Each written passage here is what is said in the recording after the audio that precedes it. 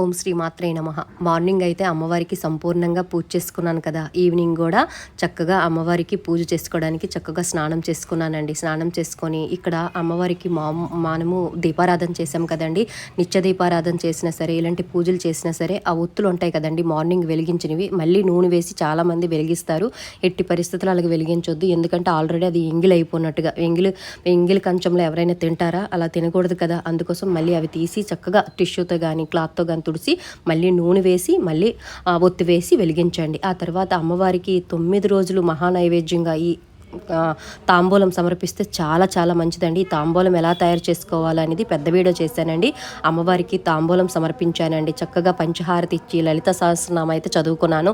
నాకు చాలా చాలా తృప్తిగా అనిపించిందండి. ఆ తర్వాత ఇక్కడ అమ్మవారికి చక్కగా ధూపం అయితే ఇవ్వాలి కదా. ధూపం అయితే ఇచ్చాను. అమ్మవారి దగ్గర కుంకుమ పూజ చేసుకున్నాను కదా, అది చక్కగా నుదుటిలో ధరించాను. సర్వే